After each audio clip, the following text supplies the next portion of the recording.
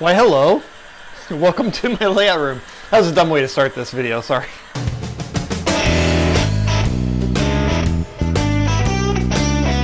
Hey everyone, how's it going? My name is Matt Forkum, and this is my model railroad. I'm doing a layout progress video this month for you all.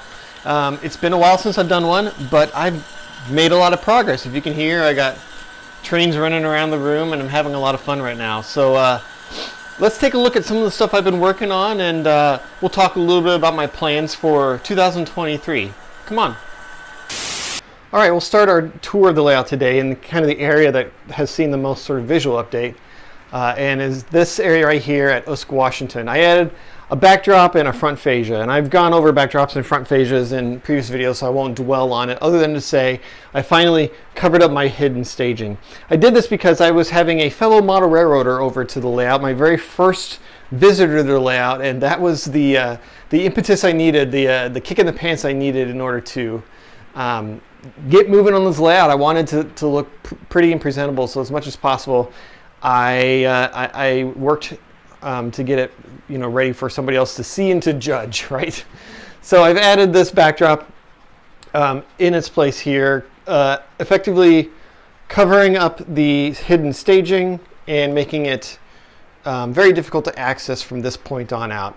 I had been hesitant to do this up to this point just because I wanted to ensure that the staging was working correctly, that I wasn't losing trains as far as derailments in staging and that kind of thing.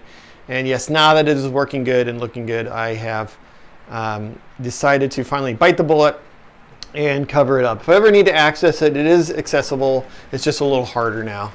But as you can see here, it really does frame this area of Usk, Washington up nicely, and really does a lot to make this layout look a lot nicer.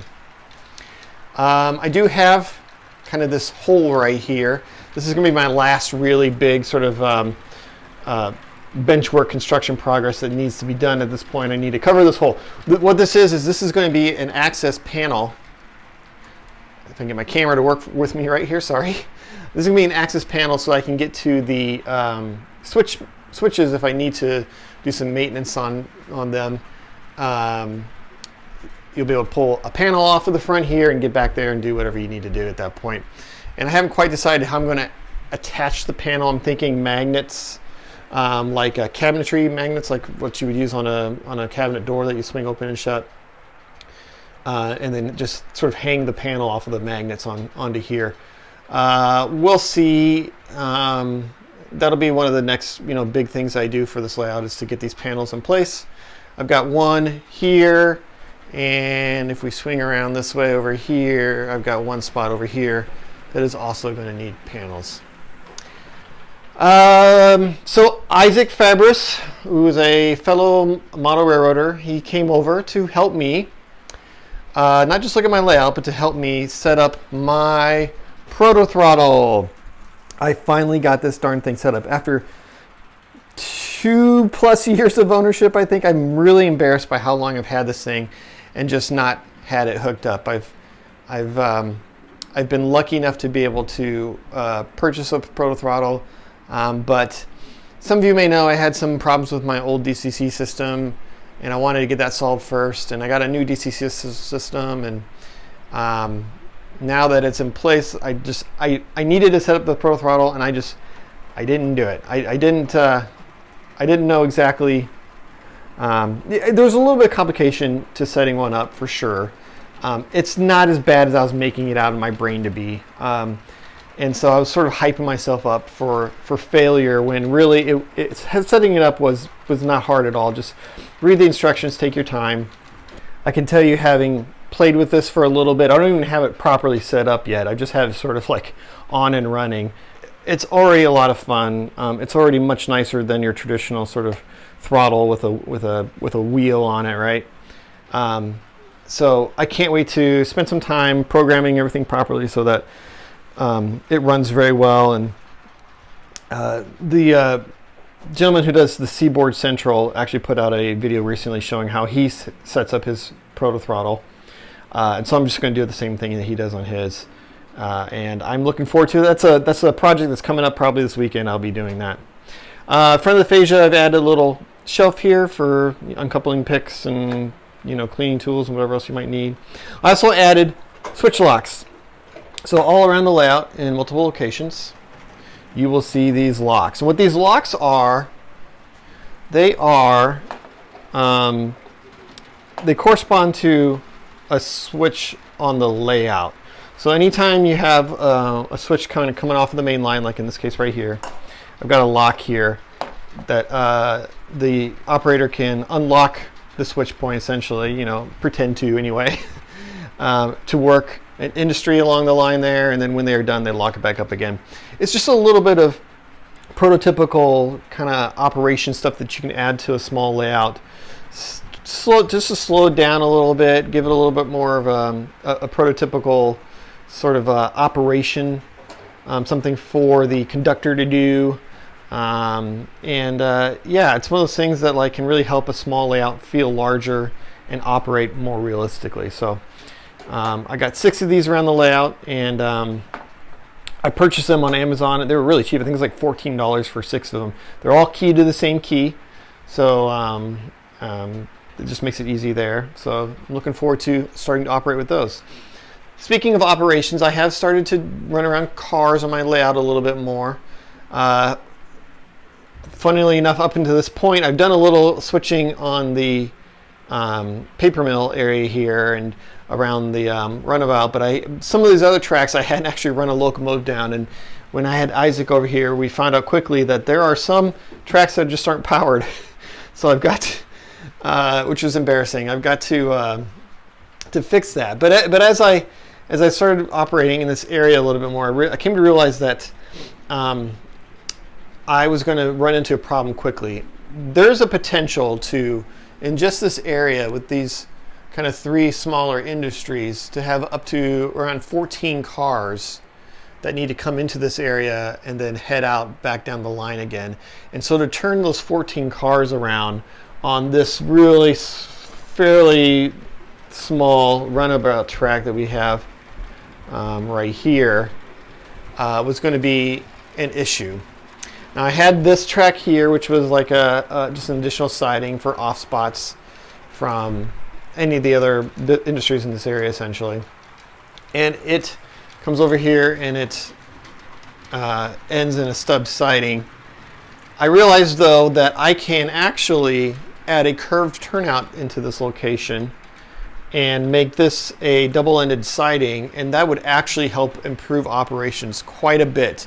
It would cut down on the number of moves that would be needed in order to turn a train around in this area, and make it a lot easier, but still maintain a good amount of that sort of, not a puzzle, but just complication to keep things kind of interesting, and keep an operating session from being too short on a layout of this size. So adding that curved turnout right here is going to make the world of difference. Now, it is a little interesting, these curved turnouts. I have 2 other turnouts on the layout. I'm sorry, 3 other curved turnouts on the layout, but 2 other large turnouts here. These are Walther Shinohara 7.5 degree or whatever it is turnout. So they have a 30-inch outer radius track, and I think it's a 28 in inner radius. But the 30-inch outer radius is the key here, because all of my curves on my layout are a minimum of 30 inches. So anytime you see a curve on the layout, it's a 30-inch curve, and it has an easement in and out of that curve.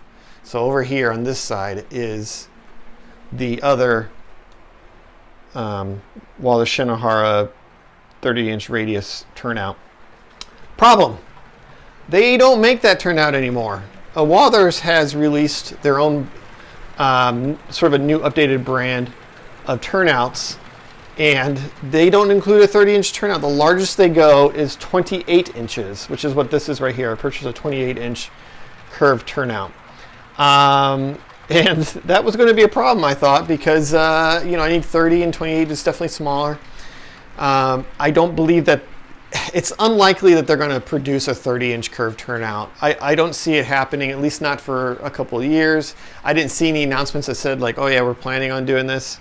So I'm in a little bit of trouble because if these turnouts go out, I don't know what I'm going to do. I looked all over the internet and nobody was selling curved turnouts at the size I needed anymore. These are out of stock, they're out of production, and we will never see these again. So if you do have some Walther Shinohara 7.5s right hand turnouts, let me know. I might be interested in purchasing some from you in case I ever need to replace one of these one day, because otherwise I don't know what I'm going to do. Maybe have to build my own. I would not be looking forward to that. Let's get back to this turnout though. This is a 28 inch radius turnout. It's too small, right? Well, actually, as I started, let me get my camera up here. As I started measuring this area out, I found that this section right here, this is a large curve here, but right here, right where my turnout is exactly 28 degrees, or 28 inches, I should say. 28 inch curve radius, and then this it sort of expands back out again. So either, and I don't remember, either I did that on purpose, because I am sort of like squeezed in here. Like this is basically as far over as I can really put these turnouts here and still have any amount of run around over here. I couldn't really adjust the position of this track right here and have my bridge where I needed it to be, a certain distance from the backdrop. Anyway, so I don't know if I did it on purpose where I had just a little too tight back here or what, you know, and then I had some easements here, or if I'm just that bad of a track layer that it just, I laid the curve that poorly. But luckily for me, that did happen because this lines up perfectly in this area for the spot. And then I can just you know, fix this right here, and then boom, I got myself a curved turnout that slots in just perfectly. Now these brand new Walthers turnouts are actually very nice. If I have to replace turnouts one day, I might just end up going with Walthers for new turnouts because the snap points are nice and strong. The track detail is nice. The track nails molded in there look really good. It's got this little, can you see right here? This little metal element right here. This is for the frog, so you can power the frog just by kind of attaching to that. So that's nice. And I think also it'll power the frog based on the direction that the track is thrown as well. I'm not sure. I'd have to look that up a little bit, but it's a very nice turnout. So Walthers is doing a great job with these new turnouts. Some people don't like curved turnouts because they can be kind of finicky. I don't think we're going to have problems with this. I think this is a really solidly built turnout. So I'm very happy with the quality of these new Walthers turnouts. So good on them for that. Let's see, what else can we talk about? Let's talk about this guy right here. This is a brand new locomotive that I purchased, and he is just really lovely. I'm a big fan of 4-axle diesels. I'm a big fan of lease units. I think nothing says short line like a 4-axle lease unit, and I had one on my previous layout. Unfortunately, that layout or that locomotive never made it over to this one, but I loved the color scheme of this one.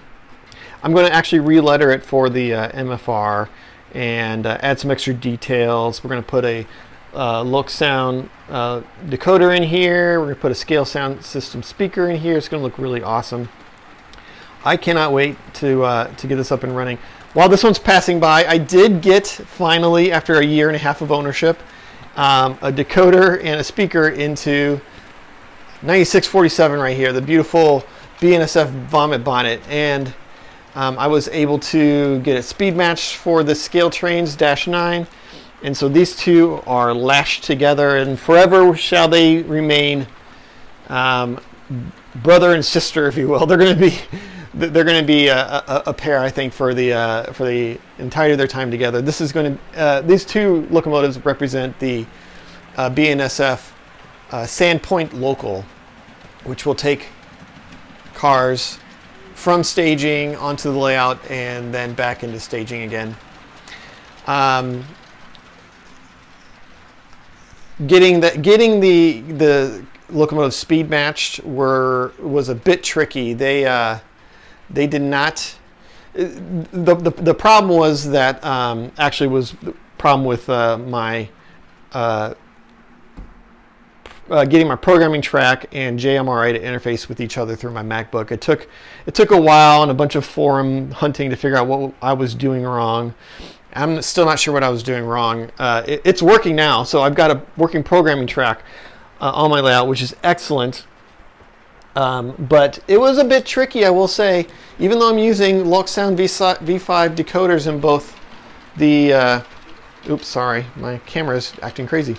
In both the Scale Trains and the Athearn locomotive. Getting these two to sort of match up was a little tricky. The Scale Trains has a feature that will keep it from... what is it called? It's called delayed startup or something like that, where it's a really awesome feature in that the locomotive will pause while the engine spools up and then take off. To turn that off on the Scale Trains was a rather tricky thing to do, and I needed to turn it off in order to get the two locomotives to speed match. I'm just going to still work with them a little bit. There's still some more work to do there. They're not quite operating the way I want right now. I don't have the headlights on that one, for example. But once I get them sort of working properly together, yeah, this should be awesome. So I've done a lot of work with electronics these past few months, getting these up and going, the way they need to be. Thought I'd insert a little bit of video so you can hear what these two sound like, and they sound pretty darn good together.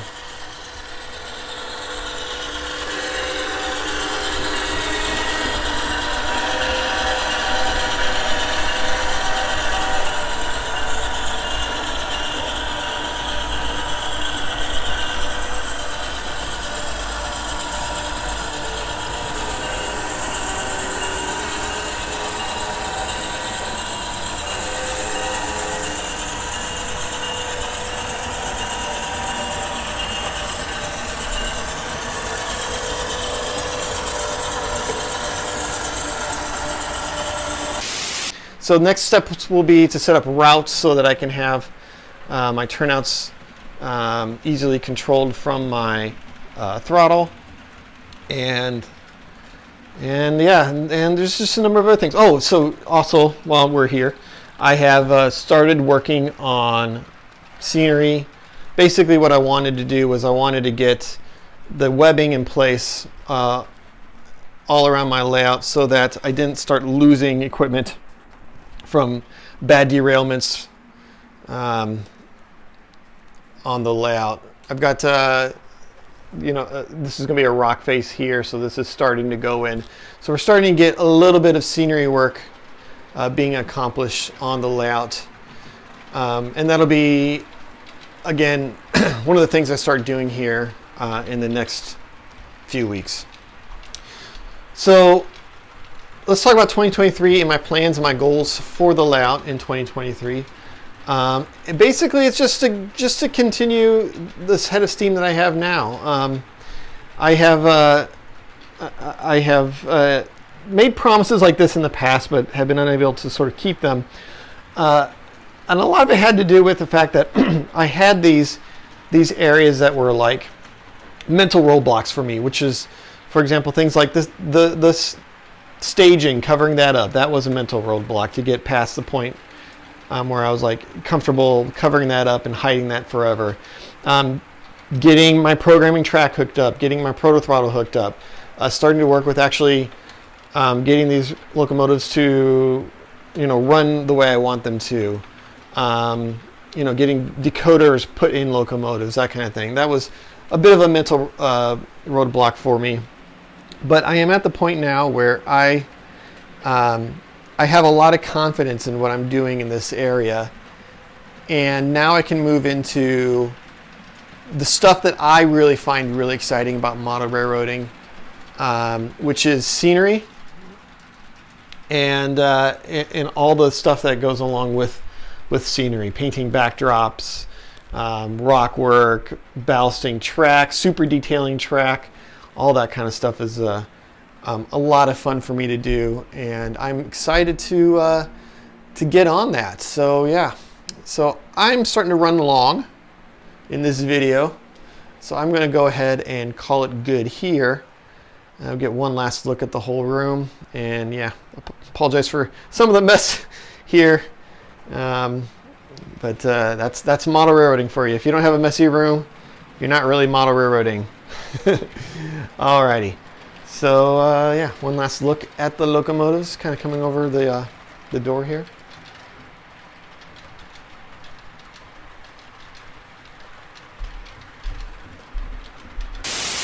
Well, that's it for this video.